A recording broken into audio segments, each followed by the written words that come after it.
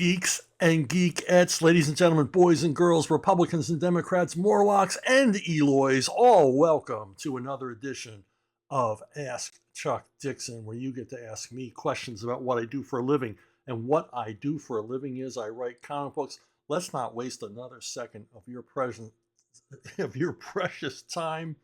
Eyes on the road, everyone, as we begin. Christopher Cohen, you spoke about the Fourth Sleeper as one of your favorite Captain America stories. If you were to write Cap, would you consider bringing the Sleepers back? I was always disappointed Marvel never tackled the fact that there was a Bundist movement in America and could further see potential in that being tied to a sleeper plot. Also fun to explore might be a story series set during World War II that details which heroes fought the original Bundist on American soil while Cap, the Invaders, and the Howling Commandos were on the Western Front. If I was given Captain America as a assignment, for like a year-long run, I would definitely have I believe a fifth sleeper. I think the number of sleepers in the original series was 4. Definitely introduce a fifth, most deadly, most horrible, most outrageous sleeper of them all. Absolutely, I would do that. And because, as I mentioned in the earlier video, the sleeper story so perfectly tied Cap's past to his present, emphasizing his role in World War II and the fact that he was here still walking around the planet in quote unquote modern day and still fighting the Nazis, even long after the Third Reich had ended. Now, you mentioned the Bundist movement, which many of our listeners won't know anything about.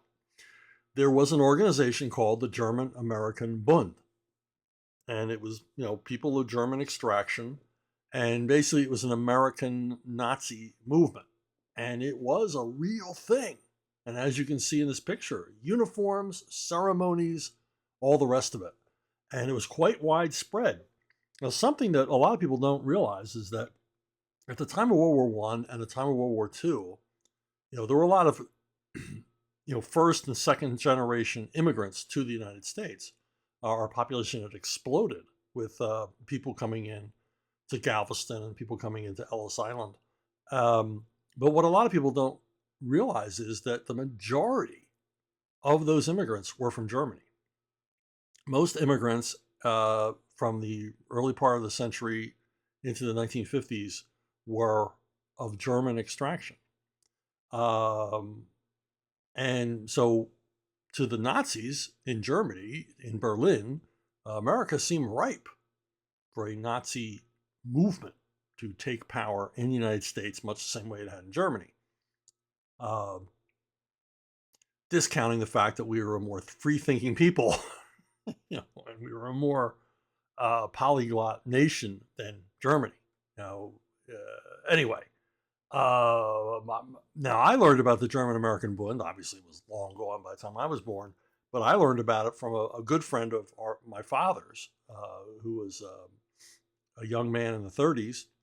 Eventually went on to serve in the United States Marine Corps in the Pacific Island landings in Japan. But Jimmy Martin, our good friend, was a Mennonite, raised in a Mennonite family in Lancaster, Pennsylvania. And if you know anything about Lancaster, Pennsylvania, it's home to the Pennsylvania Dutch. Pennsylvania Dutch are actually German. They're not Dutch. And I guess the Nazis saw Lancaster as probably a hotbed, a great fertile ground for growing an American Nazi movement, because there were so many Germans to this day that live in Lancaster County. And he said as a kid, they would bring school buses. And you'd get on the school bus, and the school bus would have a swastika on the side of it.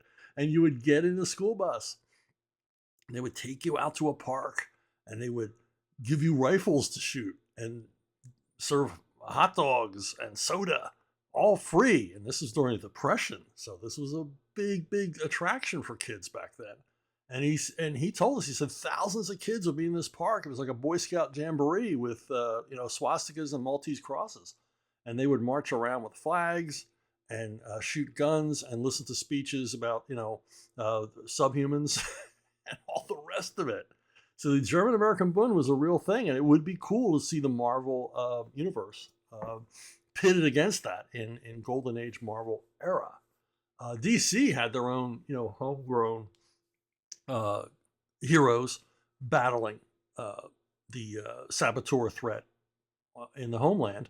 The Newsboy Legion with their superhero mentor, the Guardian, by Jack Kirby and Joe Simon, extraordinarily popular in World War II.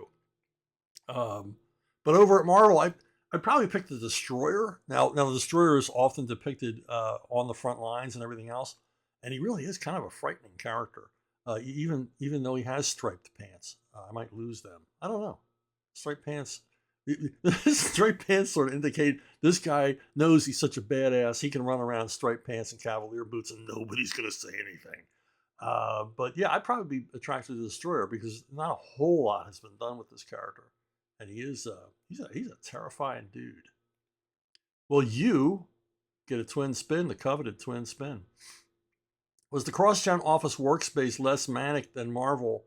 And if so, why? The Crossgen workspace was the opposite of manic. It was all very organized, well-oiled machine. And that's not just because of the way it was administered or managed. As I told Mark Alessi many, many times, I said, man, you hit the jackpot. You should have played the lottery or the horses, because somehow 98% of the people that you chose to work for you were all deadline hawks. They were all people that knew how to work a calendar, who were dedicated, committed, conscientious. These were people, they were all people that had a rep for not blowing deadlines. And we never missed shipping. I don't think we even ever got close to missing shipping on a book. And so a lot of the non-manic aspect of Crossgen had to do with who Mark hired to work for him. I mean, you got guys like Butch Guice and Scott Eaton and people like that. They're going to just kill. They're going to slaughter deadlines. They're going to move past the calendar. Paul Pelletier is just a monster for turning out his work on time. And each penciler drove their own team, so they made sure everything was done on time. And then, of course, he brings in me, who, I'm generally 6 months to a year ahead of my deadlines anyway, so I'm cranking the stuff out. And that's the way the bullpen ran. It ran like a machine. Now, I'm not going to say, it would not be true to say that the Marvel bullpen was manic because the people there working there were unprofessional. No, the editors working there were unprofessional. So the Marvel bullpen, God bless them, probably to this day, slave away, battling deadlines, slaying dragons every day because of mismanagement from the top. It was never their fault. We didn't actually have a bullpen. We had a production department. And of course, that ran like a machine too. Why? Because all of the work was being handed in on schedule. They knew each month. That's not to say there wasn't last minute rushes and things like that, but they were very rare and very few and far between. And because production had a tight schedule and they said, these pages need to be done by this date, they were always done by that date. So yeah, not manic, very quiet as you walk through the Crossgen. It was manic and dim. The lights had to be kept dim because of the colorists working on computer screens, which was an endless cause of complaints from the pencilers and inkers because they had to work only under their table lamps. So there was no overhead lighting. So it was and it was very, very quiet because most people had on headphones. They were either listening to music or talk radio or audiobooks. So it was kind of like a monastery sometimes. It only got loud when George Perez visited. And but again, I'm going to say again, I really, boy, I miss my office. It was so much fun working there, and a bunch of great folks. Triple spin. Look at you. Christopher Cohen going for the 3-spot, the hat trick. Boom. Speaking of Crossgen, I heard from Jeff Johnson that work was done for a Way of the Rat film pitch. Were you involved, and can you share any further details? Well, Jeff is absolutely right. Except we went much further than a pitch. A we had real interest from real Hollywood people to make a big budget flick shot in China. Um, and this was at a time when Hollywood was doing a lot of filming in China because China was offering these incredible deals, actually paying American film production companies to come to China and, as we know now, teach them how to make movies. So they don't need us anymore. But Way of the Rat was like Way of the Rat got further along toward a film being produced than any other property at Crossgen. And we made no secret at Crossgen that we were very much about moving these properties ancillary media. We had, Hollywood contacts. We had a Hollywood contact guy who, as it turned out, didn't have a very good reputation in Hollywood and never really moved the needle at all for us. But what happened was, and that guy did not put this deal together. What happened was Chuck Russell, film director, comic book fans will know him most for, he directed the movie The Mask, the Jim Carrey Mask movie. He also directed Nightmare on Elm Street 3 and a bunch of other action and horror, genre films. Very talented guy. He reached out and said he saw this as a movie. And he visited us a number of times and spent, whole days talking to Jeff and I. And he could not have been a cooler guy to work with. And he liked comics, and he totally respected what we were doing. It wasn't like, this is a cool idea, but we're going to do it better. He wanted to capture what we had done in Way of the Rat. And it went far enough along that there were requests from producers and things like that we make changes to the comic that would be reflected in the movie, that we create new characters that they felt the movie needed, rather than simply having the filmmakers create the characters. They wanted the characters to come from the comic, which is very unusual. And so that's what we did, because we were getting some objections to some. We were getting objections. There was no white guy in the story. Sounds weird now, right? So our argument was, why can't you have an all Asian cast? Well, that'll hurt the box office. We go, well, what about Crouching Tiger, Hidden Dragon? The answer was always the same. That movie's an anomaly. It made $200 million at the box office with subtitles. How was it an anomaly? But we introduced this, white guy, sort of a pirate, European invader kind of guy, to the storyline to make them feel better. To basically have someone for Owen Wilson to play in the movie or whatever. So it got that far along that we were actually sort of had this symbiotic relationship with the movie people. And Chuck wrote two screenplays. I mean, two versions of the screenplay. He wrote an initial screenplay, and then he wrote a polished screenplay. And both of them, Jeff and I absolutely loved. It made the changes necessary for a movie. It found things in our story to go even deeper on that we really, wow, that's awesome. I mean, Chuck really loved the comic and really wanted to bring it to life. And then to make things seem like more serious even than they had been before, he brings in Frank Darabont. Frank Darabont, famously screenwriter and director of The Shawshank Redemption, Academy Award-winning screenwriter. He brings him in. And Frank does a polish on Chuck's most recent screenplay, and it's even better. There's a scene in Frank's screenplay that nearly made me cry. It was so beautiful, but it all honored the source material. And Jeff and I were like on cloud nine. We're walking around 3 feet off the ground because these major Hollywood players saw something in our work and brought it out in the screenplay. They didn't change anything; they just enhanced it. And to have two guys this talented think this hard about something that we had created was very, very flattering and very, very cool. Now you're going to say, well, if you got that far along, why didn't it get made?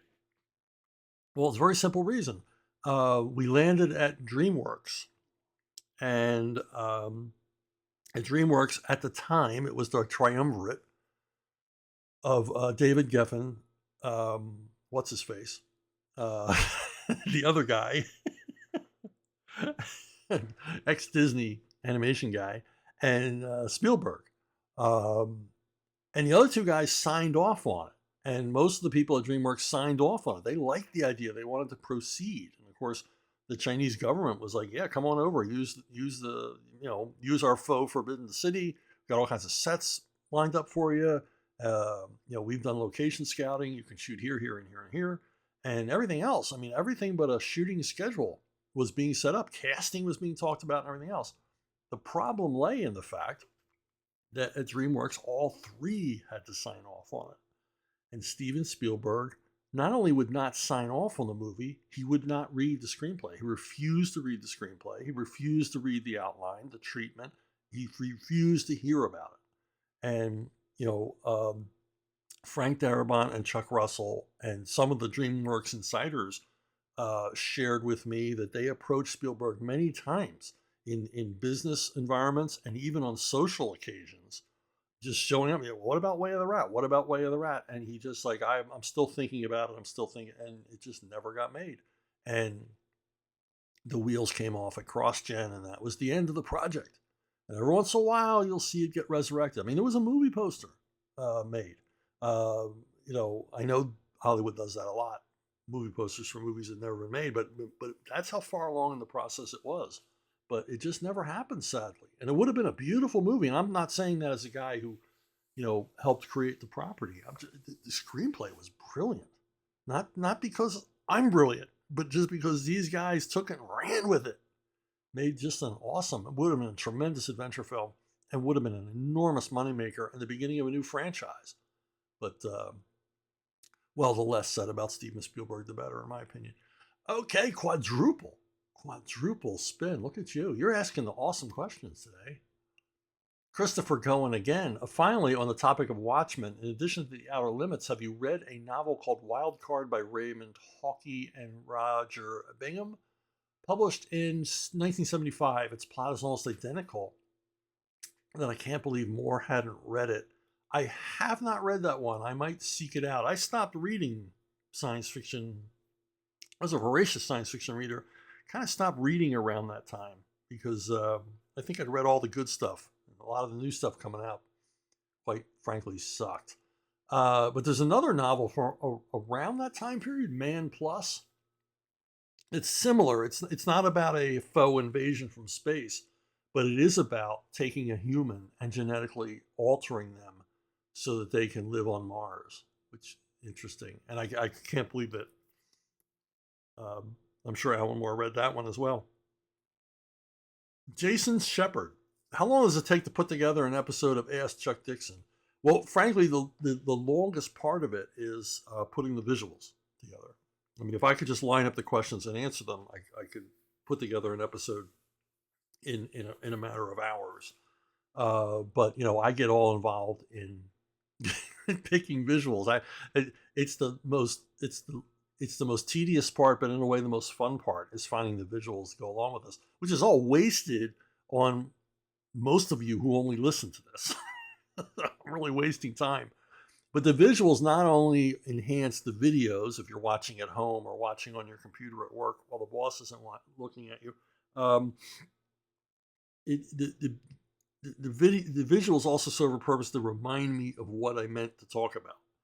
So I'll read the questions and put them into the video, and then gather the images. And as I'm doing that, I'm thinking about the question and how to answer it and what visuals go along with it. So it sort of sparks, gives my brain a jump start and acts as a mnemonic so that I can, remember what it was I was going to say by the time I make the video. Twin spin. Jason Shepard again. What is your opinion of the James Bond short timers, George Lazenby and Timothy Dalton? I like Lazenby. I mean, he had the physicality and everything else of Sean Connery. Not as much of the charm, not as much of the coolness, but boy, what a high bar this guy had to make. Because I mean, Sean Connery was James Bond, And to my mind, to this day, still, he is the ultimate James Bond. There's no replacing Sean Connery, but Lazenby took an awfully good shot at it. And tough situation. He was aided and abetted by the fact that the movie's really good. On Her Majesty's Secret Service is one of the better Bond films. It's got everything, and it's got everything, and Diana Rigg and Telly Savalas. So I mean, it is a hard combination to beat. Terrific chases. Really, it's one of the better Bond soundtracks. Um, just, it's a great movie. The only downfall for Lazenby was he didn't want to do it again. Can you imagine that? He thought he was going to go on to bigger and better things.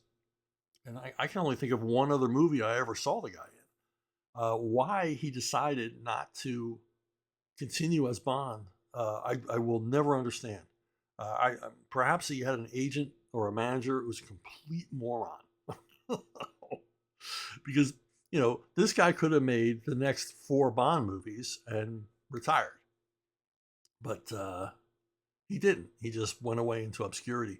Timothy Dalton he seemed like he had all the things to be Bond, but I never really bought him as Bond. He always seems sort of,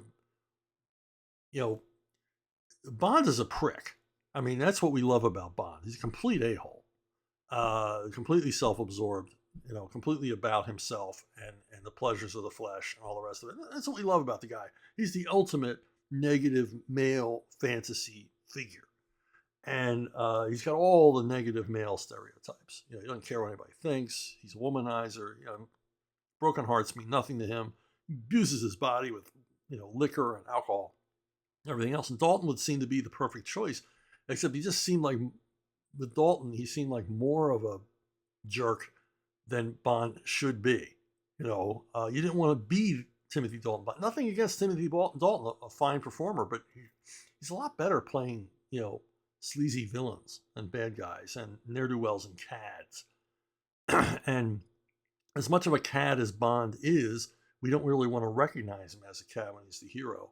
But Dalton was also not aided and abetted by very good movies. Living Daylights is boring for long stretches. It's a Bond movie, should never be.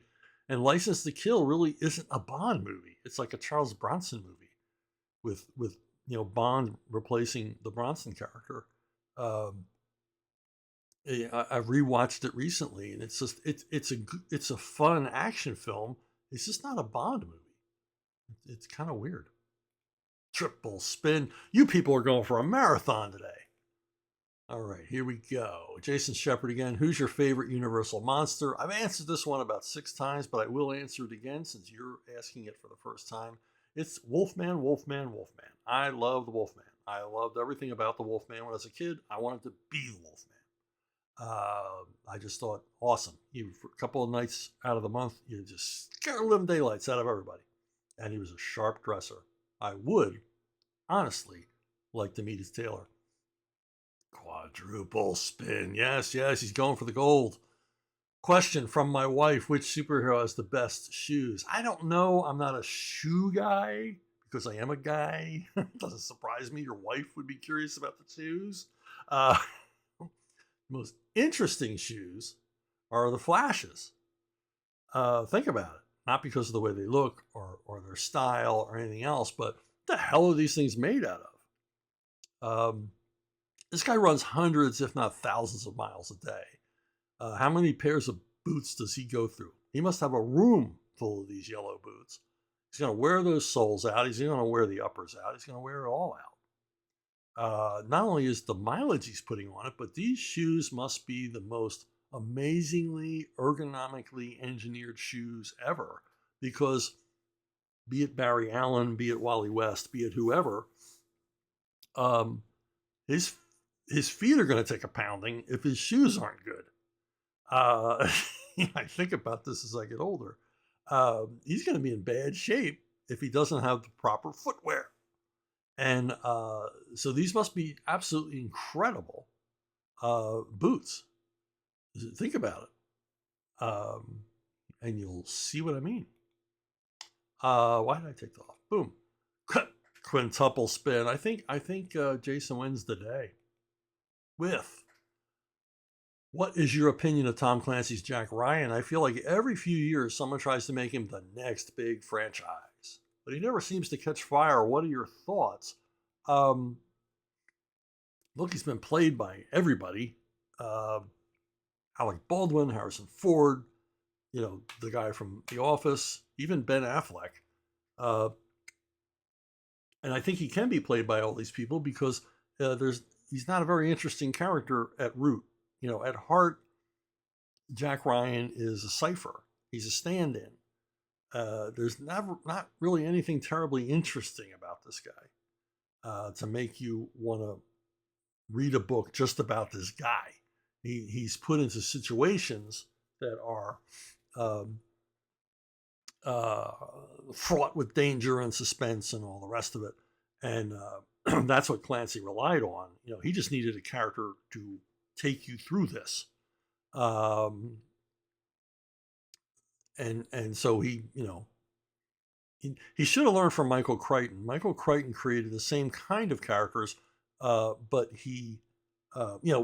characters who are really good at stuff, characters who are expert in certain areas.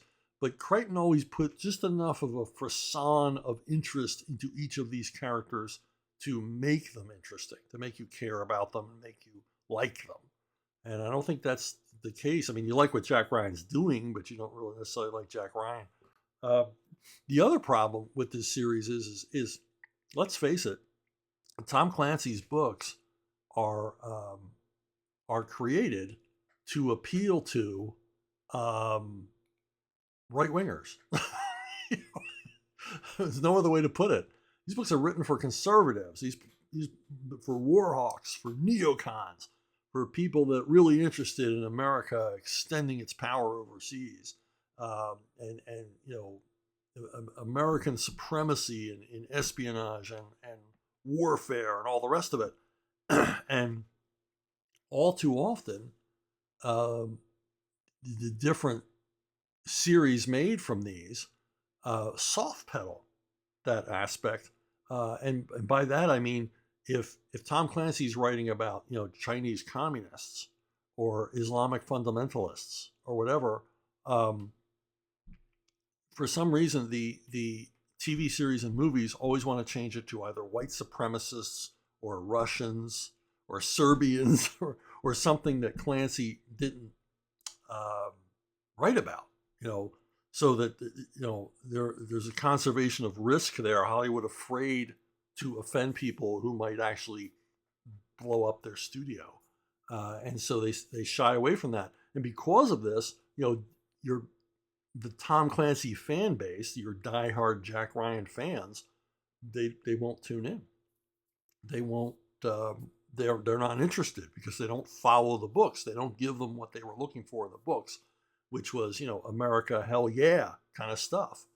And they just become cautionary, sort of liberal cautionary tales about imaginary threats to the United States rather than the very real threats to our national security we face every single day. This happened in the Bosch series. I was watching the Bosch series. Was it on Amazon? I really liked it. And then we get to the third season, in which the creators of the series try to convince us that the greatest threat to the LAPD are white supremacist militias. First of all, California is rare in the United States in that it is not a white majority state. It's like, if you're going to start a white supremacist movement, you might think about, Minnesota, Wisconsin, South Dakota. You're not going to think about LA, and it just seemed kind of ludicrous, especially what we were seeing in the news at the time, that the people that made this series expected us to believe that the greatest threat to the people of California were a bunch of guys running around the woods with rifles on the weekends. Oh, anatomy of the mix. He asks, or she asks, or they ask, I've been buying Disney Fantagraphic books for all my friends' kids the last few years. A couple of these boys are getting close to 10 years old now. Do you have any recommendations for me? I was thinking about Westerns or war stories, Cubert, Sergeant Rock maybe. Oh boy, I wish Cubert and Russ Heath Sergeant Rock stuff was available in an inexpensive form. You go bankrupt buying those comics now. Um, yeah, but what's good for kids, because kids graduate from the stuff. I mean, my own son, my youngest, who was real interested in comics, graduated from Archie to other things. I'll more on that in a minute. So what do you buy the kids? What do you get them interested in? And I'm going to suggest Cinebooks. Now, I don't work for Cinebooks. I don't get free Cinebooks. I get nothing out of this. I just promote their stuff because it's good. These are translations of European comic albums. Valerian is perfect for 10 plus readers. Science fiction epic. For my money, it's the granddaddy of the look of the Star Wars movies. Christian and Mézières do some amazing, mind-bending, thoughtful stuff with two really, really engaging lead characters. And it's great for older kids. Lucky Luke, yeah, it's Bigfoot humor. It's silly, but it's a little more, I'm not going to say adult, but a little more sophomoric than the Disney stuff. And extraordinarily popular comic series all throughout Europe. And almost every volume is available now in English for the first time. And it's good stuff. Thorgal, another book from Cinebook, Viking fantasy action, sort of Conan for a younger set. And they might dig that as well. Gru, why not move on to Gru? Yeah, that's the one my youngest really moved on to. He stopped reading Archies and got heavily into Gru. And yeah, you might say, well, how is this different than the Disney stuff? It's a little bit more of a sarcastic humor, sardonic humor, a little more snarky. And 10-year-olds, they're getting into that, 10 into their, early teens. This is probably a good one to switch to. And there's a numerous collections available of this that I don't think will, rob your pocket too much. Another company to look at is Epicenter Comics, doing largely adventure stuff.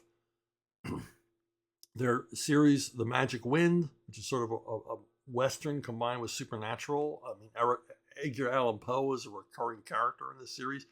Really fun, really good stuff. And of course, my favorite Western of all time, the greatest Western comic ever produced, Tex. Some of these are pricey. The text volumes go for about $30, but they're like 300 pages long. It's like reading a novel. It's like they're like huge, and they're beautiful, oversized hardcovers. And it might be something the kids would like. The visuals and artwork, absolutely stunning. Another one I'll recommend from Epicenter. This is out of print, but you might be able to find it. And then Epicenter is always going back to print with their more popular titles. Zagor and the Lost World, another big, fat, honking 300-page book for under $30. Absolutely gorgeous artwork, mind-blowing artwork, puts you in the mind of, Jules Verne, Edgar Rice Burroughs, Sir Arthur Conan Doyle. Just amazing stuff. And I think 10-year-old, 11-year-old, 12-year-old boys would just go ape over something like this. And on the war end, there's an excellent book still in print called Dogs of War. And it presents, I think, 3 stories of canines throughout history, including World War I, World War II, and modern day war on terror. And this is a really good comic, a really good war comic, very accurately portrayed and very, very interesting. And I think any boy who's into comics and into reading would love to have this. And it's readily available. You can check it out on Amazon. Levi Sweeney. What can today's young comic book writers learn by studying American comic books published before 1985 or so? Before the rise of Alan Moore and Frank Miller, it seems to me that a lot of older comic books may lack inspiration, but are abundant in good craftsmanship. I will argue that they lack in inspiration. Over at Warren, when I was a kid, this was like the high watermark of comics for me. It was all the greatest comic creators being paid, high page rates to do their best work, and given a lot of freedom by James Warren and at the time editor Archie Goodwin. And this is excellent stuff. This is pure comics. This is great stuff. I've talked about it before. Yes, the height of craftsmanship, but also The stories are mature, and in mature, I don't mean in an X-rated fashion. I mean they're written more for grown-ups, and interesting, sophisticated stuff for much of the run. Now there were parts of the history of Warren Comics there were were not so good as others. They went through low points in their period of their history, but then would rise up again to do excellent work all the way into the 1970s and 80s. Uh, and to go back to the idea that they weren't inspired. I mean, you had people like Bob Kanigher and Joe Kubert on Enemy Ace. These were works of art. These were works of literature, if comic books could be called literature. There's a lot going on here, a lot of sophistication. This is back when uh, a large portion of the readership for the war comics, particularly the DC war comics, were adults, were guys serving in the military, and they dug this stuff, and it spoke to them, which a comic book that was just phoned in would not.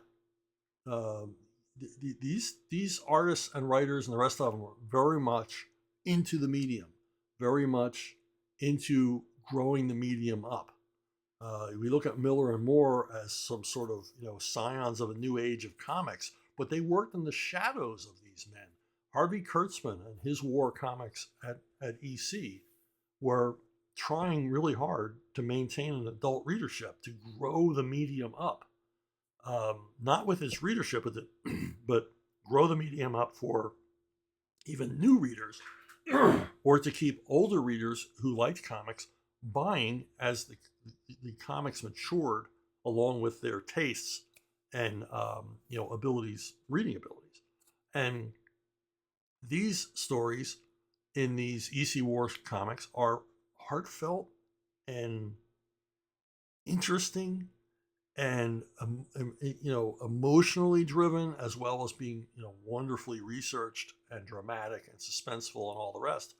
And they were also laying down new ground rules for storytelling, making this comics more and more cinematic. These were serious comic book creators who liked this medium and wanted to be in this medium. They weren't moonlighting in comics. This was their calling. And of course, Karl Barks. Anyone who wants to be serious about the comic book medium needs to study Karl Barks. He invented comic book writing, and there's still so much to learn from everything that he did. But generally, you got Will Eisner, you got Kurtzman, you got Kubert, and these guys are still to this day worthy of study, worthy of looking at. And if Alan Moore and Frank Miller were here by some unlikely chance here in the room with me, they would agree. I would turn to them and say, Alan, Frank, what do you think about that? And they would go, Chuck, you're 100% dead on. But even when you're thinking about more conventional mainstream superhero, what we call silly comics, these were created by, Jack Kirby was a serious guy. He was very serious about what he was doing. He wasn't serious about himself, but he was serious about the work. And he and Stan, I'm going to say this again for the umpteenth time, put a lot of heart. They brought heart to the superhero genre, a genre which was just palmed off for kids. It's just, these are just sort of shallow, empty adventures meant for a moment's distraction for children. And they really brought emotional weight to these crazy characters. And you gotta tip a hat to them for that. And you cannot say that they lacked inspiration. They were the inspiration for Alan Moore and Frank Miller and all the creators to come after them. One more thing. Well, if you're following my social media, you know that A Working Man, a movie based on my first Levon Cade novel, is coming out March 28th. And if you haven't heard of it now, I'm sure there'll be a Super Bowl ad. I've got my fingers crossed for a Super Bowl ad. It's Jason Statham playing Levon Cade. The trailer has dropped. I love the trailer. Really, really weird seeing dialogue I wrote and scenes I wrote in a trailer. Kind of cool. Kind of flattering as well that, a lot of the scenes I wrote were deemed trailer worthy. So, anyway, just thought I would let you know, in case you didn't, in case you weren't following me on social media, that the A Working Man is the movie based on Levon's trade will be out March 28th. See it with someone you love, because I want you to buy 2 tickets. Okay, Bruno Bookstore at gmail.com, Bruno Bookstore at gmail.com. If you have questions or suggestions or whatever, challenges, please let me know at brunobookstore at gmail.com, the most reliable way to reach me. And that's it for this week. Thank you for listening. Thank you for watching and thanking and liking and subscribing and all the other wonderful things you do. And mostly, thank you for the incredible questions. Every week I get. I think you people are going to run out of questions, and you don't. you delve deeper, and your curiosity seems to be endless. And if there's anything else, if there's something I love in the world more than curiosity, human curiosity, I don't know what it is. Anyway, in any case, I will see all of you, I hope, down the road.